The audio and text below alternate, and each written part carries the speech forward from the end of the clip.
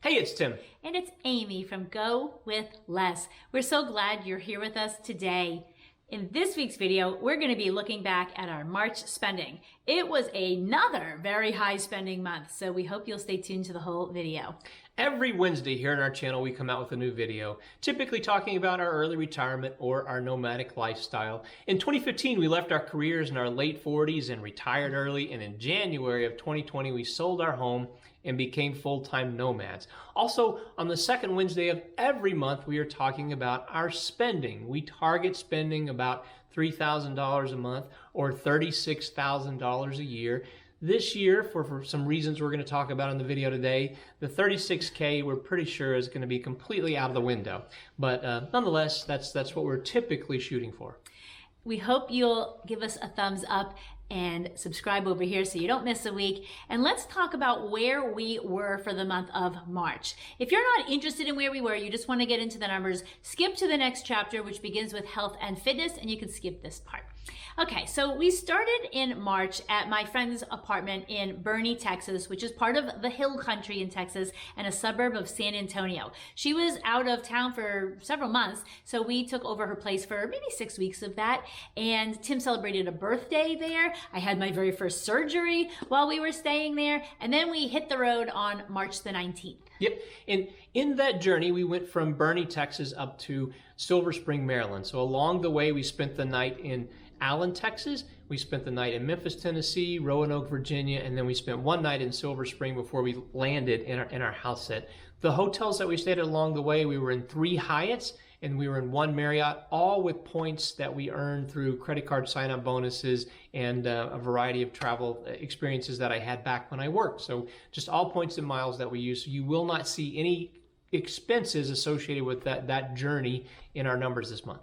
And now we are in Silver Spring, Maryland. We were supposed to be on a 9-week house sit, and this is the 3rd house sit we've had since COVID that has extended by a significant amount. We have added on 3 whole weeks to this house sit, which means we'll be here for 12 weeks, which is great because not only do we have a lot of viewers we're starting to meet with, but also I'm still in heavy recovery mode, so we don't have to get out and do a lot of stuff because we have 12 weeks. We can take our time and really let me recover. Also, my parents are here. They're only 30 minutes away, so it's amazing just to be able to pop over and spend an hour or 2 with them. And again, that's about all I have in me anyway, so it works out really nice that I can see them without having to travel across the country like I'm used to. Yeah, it's phenomenal to be here. Also something that we talked about quite a bit, and I'm going to let Amy sort of elaborate on this, but when we were planning our trip here, we were very excited about the idea of being able to catch the cherry blossoms at their peak. And so luckily, we think we did that. And so I'll let Amy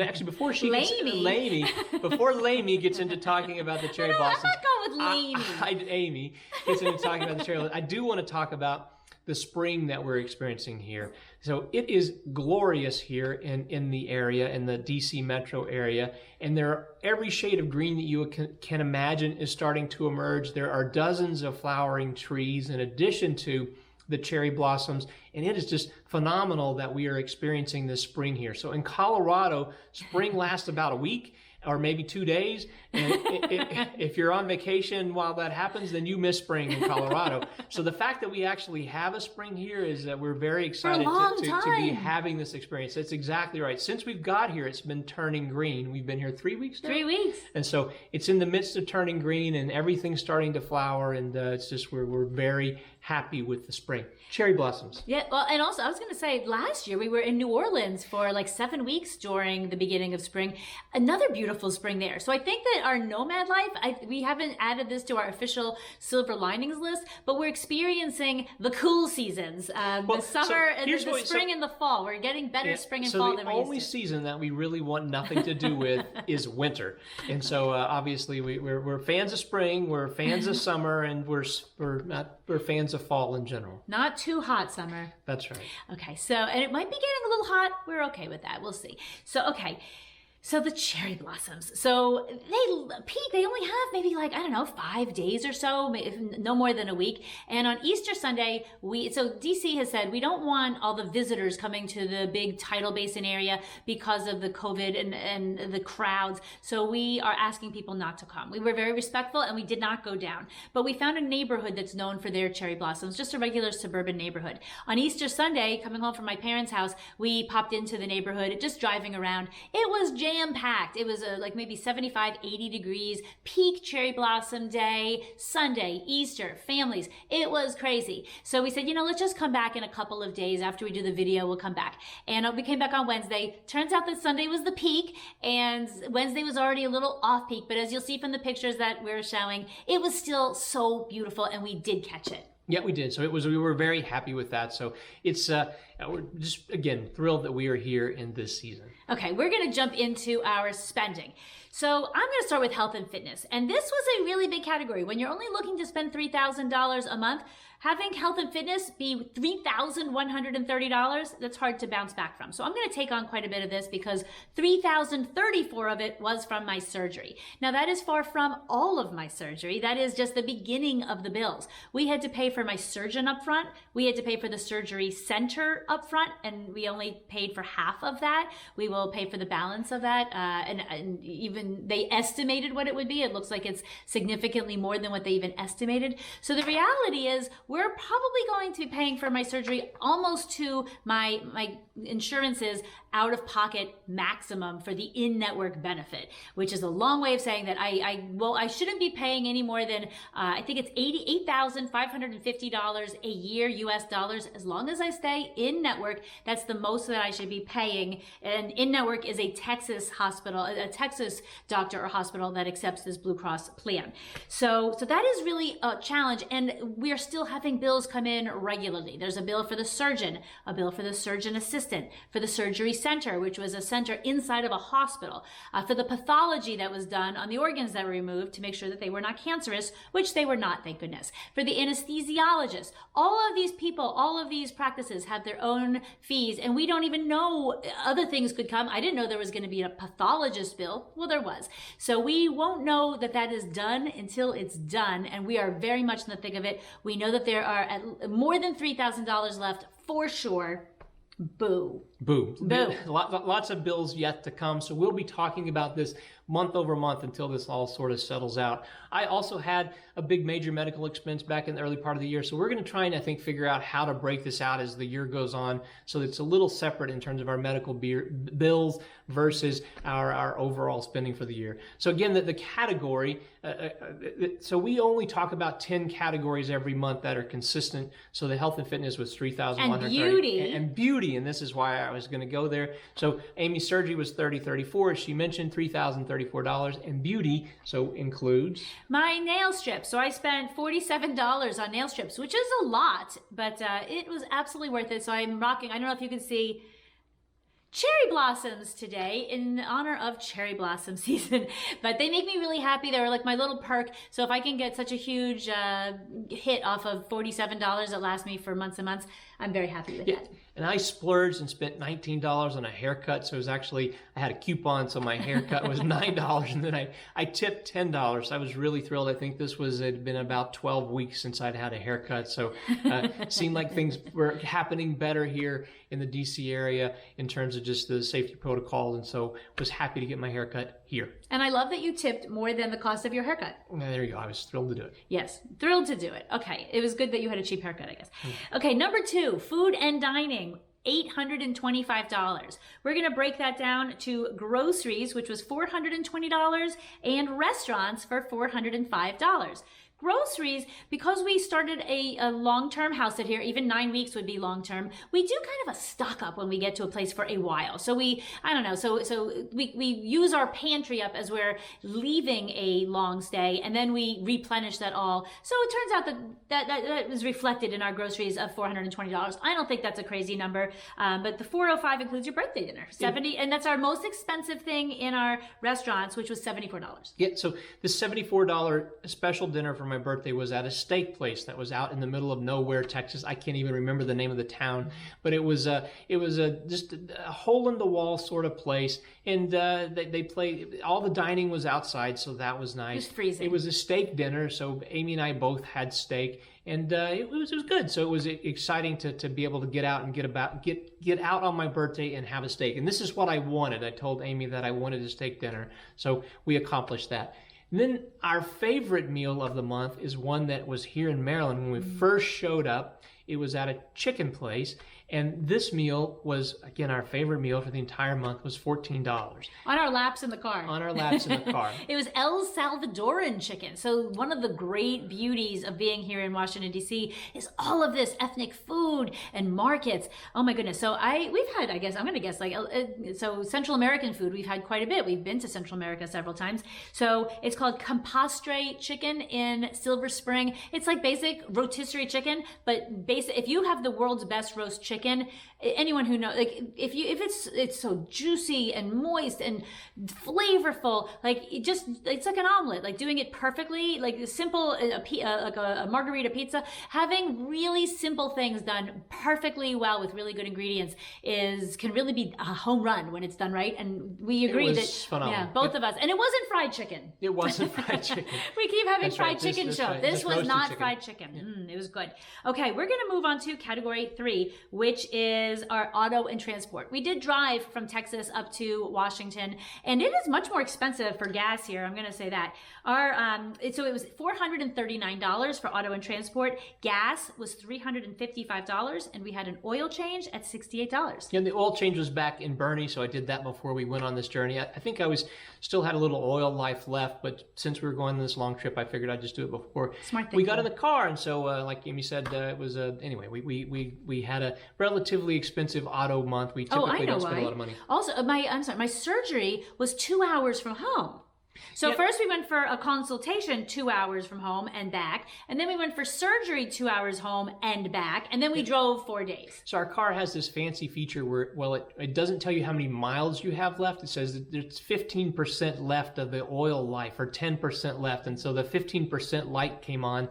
So I don't know what that means in terms of mileage that's left, but nonetheless, we decided just to go ahead and get it done while we were in Texas. Yep. Okay, category number 4 is home and lodging, $220. We had paid some money in rent in February to my friend, and because we're on a house sit and we had those free nights during our stay that Tim talked about with our credit cards, we didn't have any money out of pocket to stay anywhere. So $220, $78 of that was for our storage unit back in Denver. Because we no longer have a home, we lost our home policy, our home insurance policy, and without being able to produce one of those, the storage unit required some insurance on our unit, and we didn't have any, so they billed us a little bit more. So that cost has gone up to now $78 a month. I think to me it's worth it. Yeah, I also bought an Airbnb gift certificate at some discount. I paid $50 for that.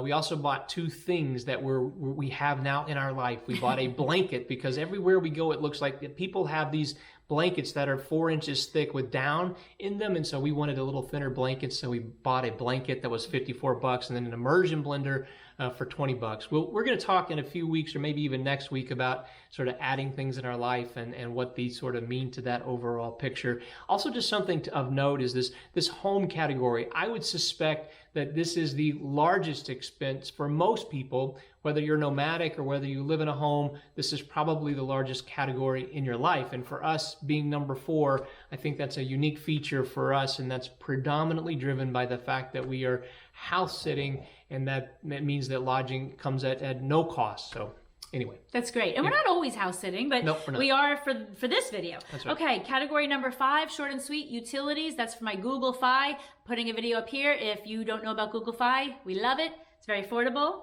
Yep. And so the remainder of these are all, we're just going to hustle through these really quick. So we spent 25. But we're going to talk, but don't tune out because we do have like a recap of year to date. Oh, there so don't tune out. Okay. So that's right. So the entertainment category, number 7, is going to be, is it number 6? Yeah. Is it going to be like streaming services? We have Hulu, we have Spotify.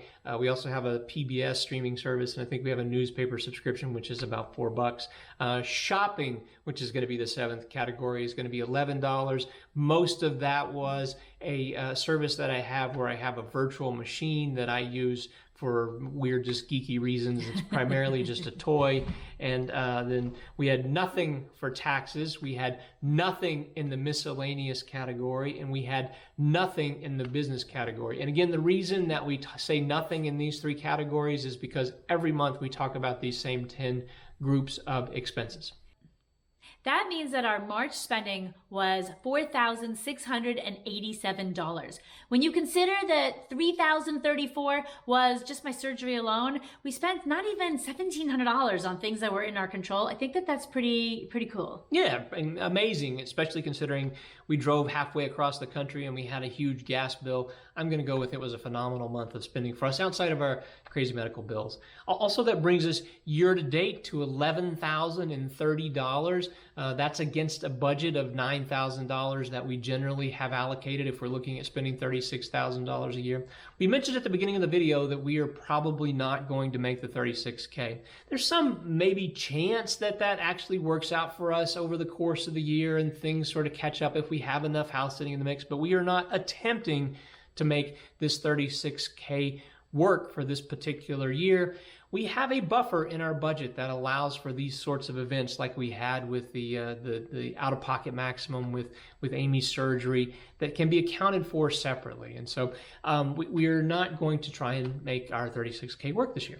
And we know that, so that would mean if we took say like $9,000, if we took about $9,000 out of our $36,000, that would leave us only $27,000 for the year. So we've been doing this now. We've been retired since 2015. We have 5 full calendar years of tracking our expenses. So we know what a low month looks like. We know what a high month looks like.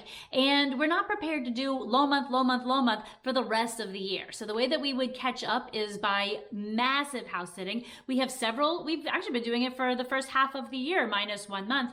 So we're not prepared to just only be doing house sitting to get to this number. We aren't looking to be living the world's cheapest retirement, and we can afford to do it. So we still want to be able to put in Airbnbs. We still want to be able to travel internationally if that's something we can do and stay at Airbnbs there. So we can scrimp and save if we needed to get to the 36,000, including the surgery, but we don't need to, we don't want to, and I don't think we're going to. Yeah, and the reason is because the need to is I think what's critical here. We don't need to do this because we have a buffer in the model that we've put together. So we have room in our number, in our safe withdrawal rate number that we've built, where there's headroom in every given year. We have room for these sorts of events. I think in prior videos I mentioned if we needed to buy a car, if we need to do some major expense, we have room that allows for this to happen. As a matter of fact, Amy and I were talking, I think last week I mentioned that if we had this $9,000 year over year over year, that might be a problem for our spending. And actually, Amy corrected me immediately in the video. and then we were looking at, even if we had $18,000, we both had our out-of-pocket maximums that we had to deal with on an annual basis, that wouldn't be a problem either. It's not something, again, that we want to do, but that's the reason we have this buffer built into our spending model, is to allow for these sorts of events and it not be something where we have to be concerned about it. And we love a buffer. So we love a buffer when we're giving ourselves time to get somewhere. We certainly love it with our money. So if we didn't have a buffer that accommodated both of our out-of-pocket maximums for our insurance, I think that would be very stressful. So it keeps us not worried about money, I guess, if we know that we're spending much less than we can, because for these like unexpected things, we are covered. And I think it lets us rest easily and not have to be worried about money. Yep. I don't sleep at night, but it's nothing to do with money. Okay, well, what we want to know from you this week, where are the buffers in your life? So again, we have them. If you're leaving 20 minutes early to get somewhere for parking or something or traffic, that's a buffer. So we find that the more buffers we build into our lives that are reasonable, the more calm and peaceful our lives are. So I'd like to learn about new buffers. So again, financially, whatever. Sometimes every recipe I ever say says it's going to take like 30 minutes and maybe it's 50 minutes. It says potatoes take 20 minutes to cook. I have never seen a potato cook in 20 minutes if you're boiling a potato. So it's like more like 45, 50 minutes. It's whatever. So throwing in a buffer for my recipes is an example. I want to know what your buffers are down below. I haven't been good about comments because of my recovery. I'm hoping to get back on that really soon. So thank you for still commenting, and hopefully you'll see when I start commenting that I'm feeling a little bit better. So I appreciate all that down below, and see you next Wednesday. Adios.